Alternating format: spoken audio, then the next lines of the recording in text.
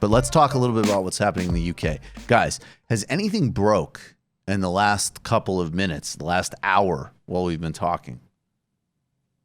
No, I mean, it seems like tomorrow is going to be another big showdown in Parliament, but it's pretty late there in the UK now, so I feel like all of this whirlwind of updates that we've been getting for the past few hours is luckily over. So, and we're not getting like new, like at what will happen is at 0.100 hours, the Queen will sign a parchment, and then if Jeremy Corbyn and Joe Swinson go to the pub at approximately the same time, that will signal election. However, if Boris Johnson is masturbating in public, then that would mean that a no-deal Brexit is a go.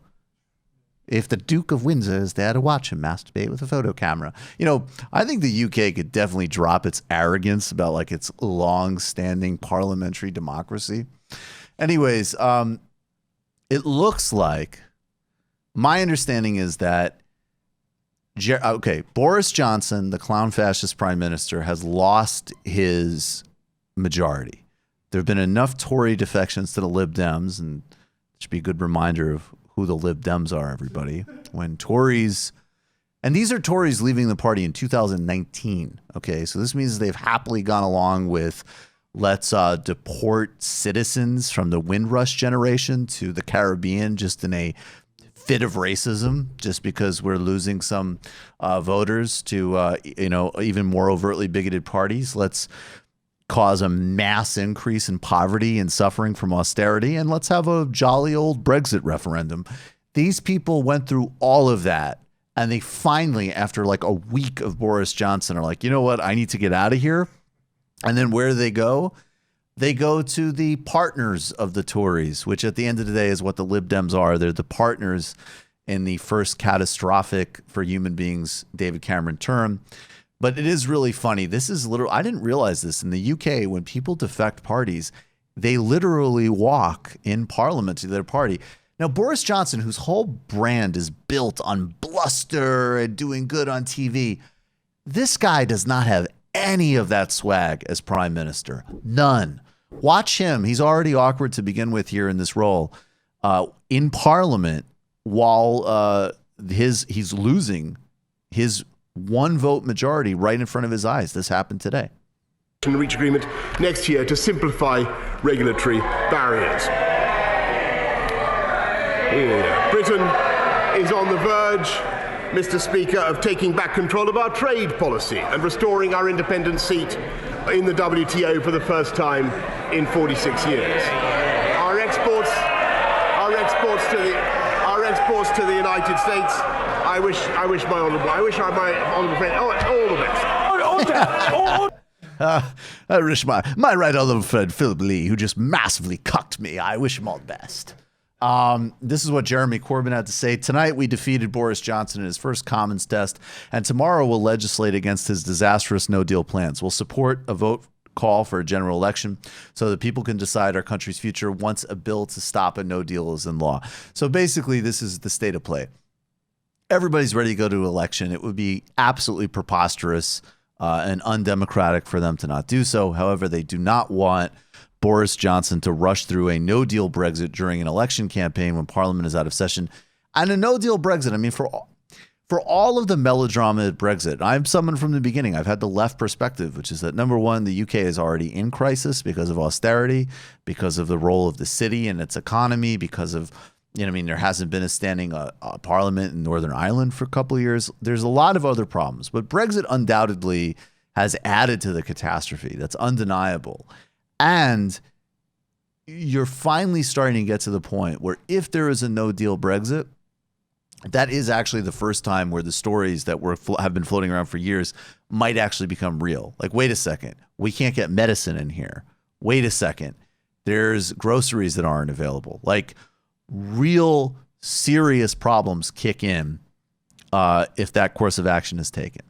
Now, this election campaign is going to be a major fight for the future of the United Kingdom, and it's going to have implications for the global left. The media has been at war against Jeremy Corbyn every second. Jeremy Corbyn is not perfect, but he is certainly good. And they have put together actually some of the most groundbreaking progressive proposals in global politics, as well as promising to shore up things like the NHS, which is absolutely on the chopping block right now with you, because disaster capitalists will make a huge amount of money out of Brexit. Like, this is another major part of how distorted the frame of this has gotten.